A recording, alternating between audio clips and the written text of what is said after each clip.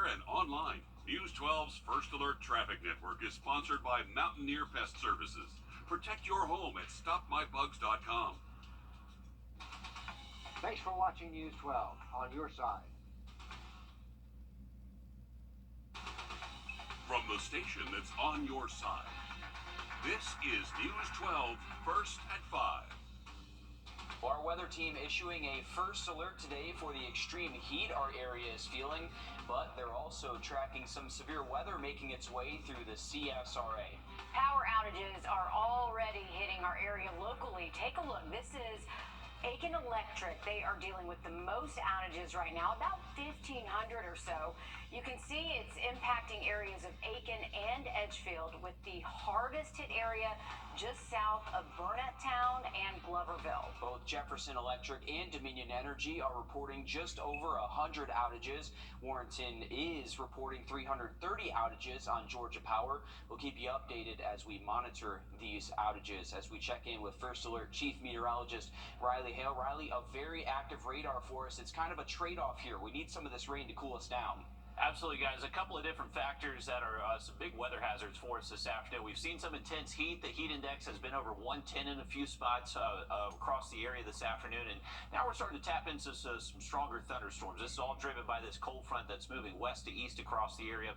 We've seen some strong wind gusts with these. Actually got a report of 87 mile-per-hour wind gusts up at the Columbia Metropolitan Airport, just a little bit up the road from us. We're still looking at a severe thunderstorm warning in the western CS area that does include portions of Hancock, Warren, Tolliver County, 60 mile-per-hour gusts, and possibly even up to quarter-size hail. Some strong winds now starting to work their way closer to McDuffie County as well. So Thompson likely seeing some raindrops, starting to hear that thunder west of you.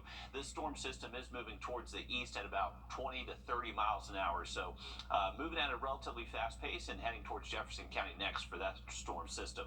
This one's just moving out of Aiken County. We actually did get a few pictures sent in of a wooden fence that was blown down by a storm that did pop up between Aiken and Augusta off Jefferson Davis Highway. So these storms have been producing some strong gusts so far. That's going to be the main concern with them. There's that 87 mile-per-hour gust there up in Columbia. Have an update on a little bit cooler temperatures behind these storms over the next couple of days in just a bit. Let's get a quick update now on your First Alert traffic. And now, First Alert traffic.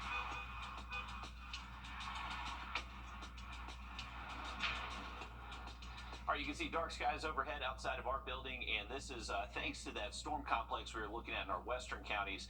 Doesn't look like traffic's impacted too much here near the state line, so looking okay there at Riverwatch Parkway and I-20. Going out to Grovetown next, so this is looking westbound towards Atlanta. I would say if you do have a trip planned towards Atlanta for the rest of today, be prepared to run into some of these storms. And this is where that severe thunderstorm warning currently is moving through portions of Hancock, Warren, and Tolliver County. Have an update again on radar and also some cooler temps over the next couple of days in just about 10 minutes. All right, thanks for that, Riley. A large fight breaking out at Butler High School today, leading some students to either be suspended, some were arrested. Yeah, and this is not the first fight of its kind in the past few weeks. Similar fights have broken out at Aiken High School and Burke County High School as well. Audrey Dickerber is live in our newsroom. And Audrey, what do we know so far about this latest fight at Butler High? Richmond County schools aren't saying much, but parents expressed their concern online while trying to figure out exactly what happened. Some students even wanted to come home early.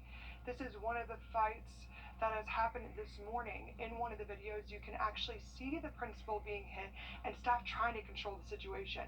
According to Richmond County schools, multiple students have been arrested or suspended. The fight is still under investigation, and Richmond County says they will continue to provide additional security. I saw at least 5 cars around the property when students were released this afternoon. That is the only information Richmond County Schools is providing for now, but we will continue to keep you updated with any new information we do find out. Okay, thanks Audrey for keeping us updated, and we will be sure to keep all of you updated at home as we learn more information about this fight. Recovery efforts continue in Maui tonight following deadly wildfires that have killed at least 99 people. More than 1,000 people are still missing as crews search through the rubble, and those who live on the island try to figure out what they can do next. The blaze's fallout isn't stopping in the Pacific. It's spreading all the way here in the southeast. One woman in Myrtle Beach says her brother Joe Schilling died a hero in Maui, saving an elderly woman and then going back to save others. Helped one to escape, and she's the one that kind of said that it verified what happened here. The last message from him was, I have these seniors in my apartment and I'm trying to keep the smoke out. Schilling's sister leading a moment of silence and prayer last night for her brother and other victims. A major victory for those trying to stop the construction of a new public safety training center in Atlanta. Last month, a judge ruled any Georgia resident is allowed to collect signatures to place the center on a November ballot. The city appealed, but once again, a judge ruled in favor of the opponents. While opponents of the facility worry about the militarization of police, Atlanta police and fire officials have long stressed the need for a new facility to replace their current aging training centers. Now, roughly $67 million in public funding is approved for the project. As a new school year gets started, South Carolina is making it easier for military kids to get off on the right foot when their families are assigned to move to the state. Our State House reporter Mary Green has the details. This new law is in effect just in time for this new school year. It makes a fairly simple change, but one military family say can really help them out in easing the move here to South Carolina. When I read the bill, I was incredibly excited. I was able to see the potential for this bill and how it would make that transition for these family members and these children so much easier. The new law, called the Military Temporary Remote School Enrollment Act, requires school districts accept a parent's military transfer orders electronically to sign their children up for any public school or program within a district. Before this, families had to show proof of residency with their home address, like utility bills, property deeds, or apartment leases. But military families might not know where they'll be permanently living until after they move to the state. By that time, their children could have fallen behind and might have missed out on registering for the classes they want before they fill up, or joining teams and clubs at school. Anytime that you have a permanent change of station for active duty military, there is so much that goes on in that family, so much stress. Not only leaving their last duty station, but also coming to their new duty station. And so being able to alleviate some of that stress by them being able to go online, remotely enroll their children in school, is huge for them. First Sergeant Becker says this will be especially helpful to those families who are moving in the middle of the school year or moving here from overseas. Reporting from the State House, I'm Mary Green. And the South Carolina Department of Veterans Affairs says that as many as 20,000 military students call the Palmetto State home at any given time. In the Midlands, a new rule at Longleaf Middle School is raising a few eyebrows tonight. Parents who are more than 30 minutes late picking up their students will now be charged a $15 late fee. School leaders there say some students are stuck at school with late parents, which costs the school money. They get moved to aftercare, or the office staff ends up having to watch them for that 45 minutes. Our office staff isn't scheduled to be there to do that, so there's a cost to it. Some parents with busy schedules say this late fee is unfair to them, but school officials say all a parent has to do is sign their kids up for an after-school program. District officials say the $15 fee will go towards additional staffing and resources to maintain a safe environment for students. A set of triplets accepted to more than 40 schools each. What they've decided to do coming up next, Riley. And we are tracking severe storms moving across the CSRA. We'll take a look at our radar network and also look at some cooler temperatures over the next couple of days just after the break.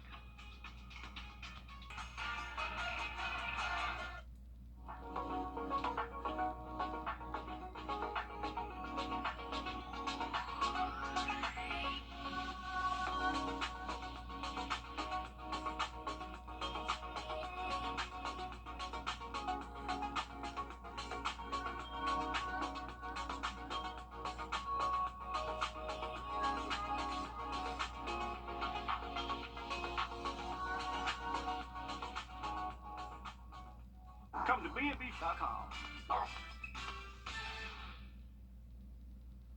Taking a live look at the gateway to Grovetown, some beautiful blue skies with clouds in them, but you know what?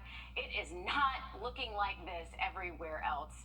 Our chief meteorologist, Riley Hale, has quite the activity behind it. I mean, Will, look at that. I mean, it is flashing over there, and we're looking. You can't even see the green on the radar because there's so many lightning strikes on there, Riley. Yeah, absolutely, guys. We're looking at some pretty strong storms that have basically split us between Grovetown and Augusta. So we're looking at some strong storms west of town that are impacting areas around Warren, Tolliver, Hancock County, and then a few stronger storms did bubble up across Edgefield, Aiken, into Saluda County. Those are now moving a little bit closer towards Columbia.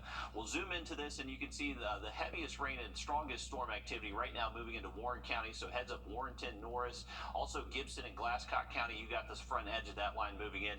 This is a severe warning storm, but it's set to expire at 5:15. So time check right now 5:11. Only a couple more minutes left on this, but I would imagine they're probably going to continue that warning into portions of Washington, Jefferson, and Glasscock County, and possibly even Burke County if they extend it out far enough. For us here in town, though, look at that. We're completely dry. We had a gust front that pushed through just about an hour ago, and it dropped our feel-like temperatures by about 20 degrees, believe it or not. So it actually feels pretty good right now in Augusta after it was very hot and humid out there earlier today. Now, rain chances for the rest of this evening into tonight look to be with us at least around 9-10 o'clock, but as we head past midnight tonight, it does start to dry out. Now, as far as the heat index goes, we did see that bubble up to around 110 for us here in Augusta, but currently feeling around 91 degrees. Take a look at this. Once this cold front starts to move a little bit further east, this is going to bring us some slightly drier air tomorrow. So by this time tomorrow, it's no longer going to feel like 105 to 110. It's most likely going to feel like anywhere from around 90 to 95 degrees. So it's going to feel about 10 to 15 degrees cooler out there for tomorrow, and we'll continue that until Thursday as well. Now, by the end of the week into the weekend, we're looking more August-like. Those high temperatures back between 94 to 95, and those feel-like temperatures will start to get a little bit more sticky into the weekend.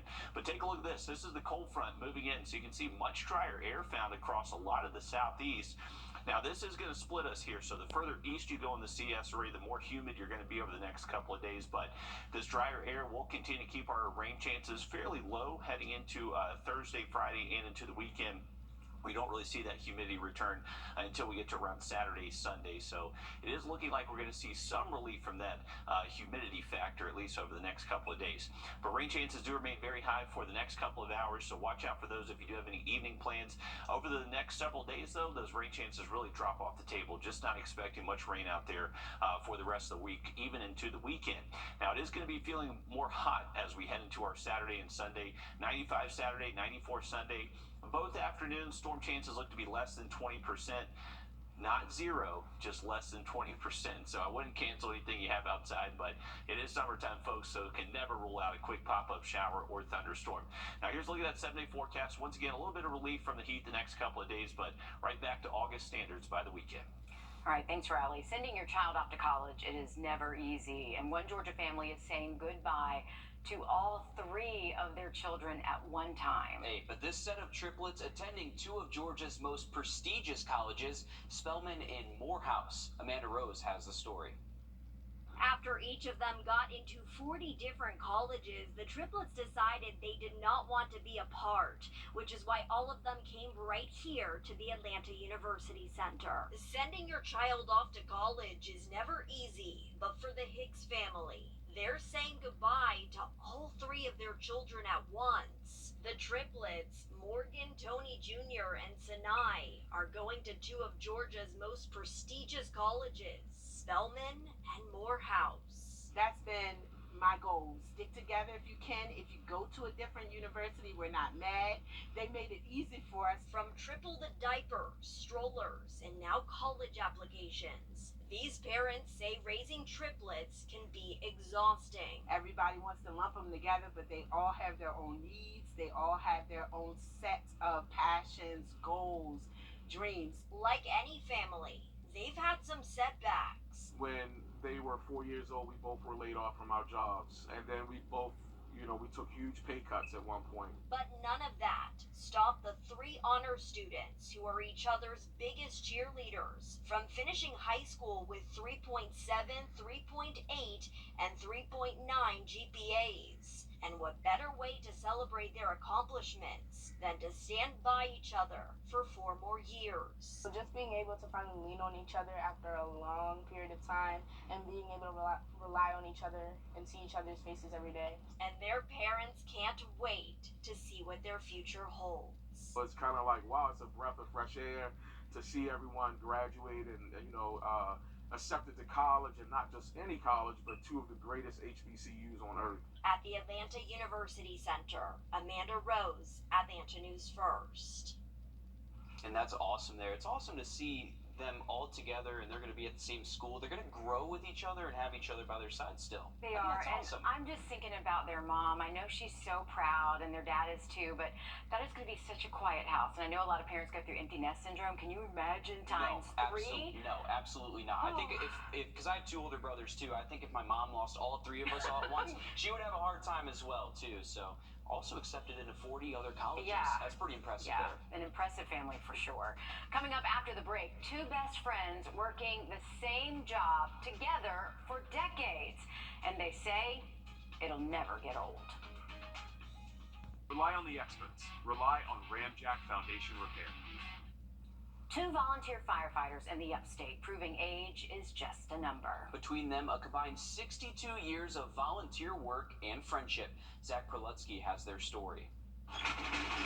The Hickory Tavern Fire Department has become a home For rescue helmets. for Ann Jenkins and Gene Swanson. Dedicated, loving, and friends. Gene joined the volunteer department 44 years ago. Both her husband and son have served as chief.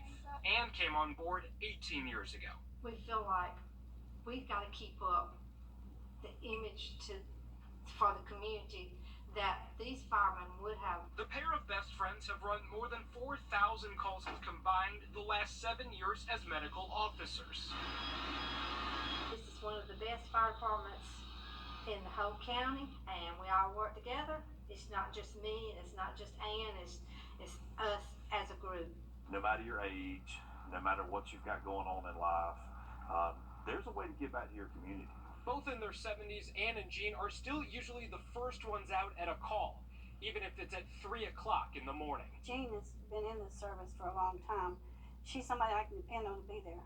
That means all day, any day. When she's taking a shower, she'll text me, I'm in the shower. I'll text her, I'm in the shower. So we know somebody, it's going to take us a little bit longer to get to the fire department. The pair, who even go on trips together, have also gone through similar life situations, each losing a husband, but gaining a best friend. We're a family. That bond, They're there in every aspect of just about everything that we do here. is why Chief Lance Roper says the department wouldn't be what it is without them. I really personally don't want to envision a fire department without Gene and Ann. And the two can't envision themselves without the department. I don't know what I would do when I quit with this. Because it's And that is called dedication right there. 62 years combined too, working with your best friend. Nothing better. Well, that means they don't go to work, really. I mean, they don't consider it a job. Yeah, absolutely not. It's awesome. And you love to see people stepping up and being devoted to that kind of work too in the county. That's awesome. Great stuff. Well, you're taking a live look, or you're going to be taking a live look at, we're going to go to a VO here. This is called a right whale for you. Taking a look at them here, and you can see them, I guess this was off the coast of South Carolina, but they're endangered, again, called the right whale, and it's because of that endangered classification that the National Oceanic and Atmospheric Administration is pushing for stricter boat speed enforcement. It's pushing to limit vessels ranging from 35 to 65 feet to travel at 11 miles per hour max. It says this is to preserve and protect this endangered species who can be killed by boat motors. But Georgia Representative Buddy Carter is against this move. He says that this speed limit will negatively affect Georgia's ports and could cause a man-made supply chain issue. We all have the same common goal. We want to save the right whales, but let's do it in a way that's not going to be dangerous, in a way that's not going to have a negative economic impact, in a way that's going to be smart. Environmentalists say that they're open to finding a compromise that can preserve the business in Georgia ports while still protecting the right whales. Well, it is Tuesday, so we have our latest winner for our Plunkett Heating and Air Sunshade giveaway. Congratulations to Brenda Rosales from Keysville, Georgia. To get your own sunshade, just go to wrdw.com, click on contest, and you can enter your email right there. Now, look at radar for you coming up just after a quick break. No matter where you live, no matter where you are. In Columbia, Riverbank Zoo is celebrating the birthday of Zuri the lion. He's now 19 years old. In the wild, male lions have a life expectancy of 10 to 15 years. So not only is Zuri an old man, he's also a cancer survivor. In 2019, his care team noticed he had a dangerous form of skin cancer, and he had to have one of his toes amputated. Now he's happy and healthy and older than some of our kids. And though he's not your average house cat, you can tell he loves cardboard boxes just the same. That's awesome. Getting presents too. Old man there, If 19 it fits, years old. it sips. It was hot for Zuri today. They actually did hit 100 degrees officially in Columbia earlier this afternoon, so it's pretty hot for his 19th birthday today. We are keeping an eye on some strong thunderstorms moving across the western CS area. This is our latest warning that is now going to be moving into Jefferson and portions of Glasscock County. So if you're along Highway 1 in Jefferson County from Rennes down through Louisville, Wadley, Baxley also include, or Baxley, I think, is also including that. But this is moving east at about 20-25 miles an hour, 60-mile-per-hour wind gusts, quarter-size hail main concern, but also a lot of cloud-to-ground lightning. So just make sure you are staying inside anywhere in Jefferson County as this storm does get close to you. And then it's going to be heading into central Burke County next. So heads up Waynesboro. This storm's just outside of that warned area, but it is getting close. For us here in Augusta, we've been split. We got maybe the chance for some light showers moving in from the north, but the strong storms have stayed off towards our east and west. This line is going to impact the southern CS area as we continue through the rest of this evening and tonight. But if you do have evening plans, we're going to keep that chance for rain through at least sunset. Once we get to the overnight, we are expecting the rain chances to go away for us. Take a look at this. We had a gust front push through for us here in Augusta just about an hour ago, so it was feeling like 108. The gust front moved in, and now it's feeling like the mid-90s. So we actually got some relief out there here in Augusta, not feeling quite as bad for us. Tomorrow, it is going to feel better, not quite as humid, and highs stay just a little bit below average through Thursday. All right, thanks, Riley. Stick with us. We have much more news and weather coming up after a short break as News 12 Live at 5 continues.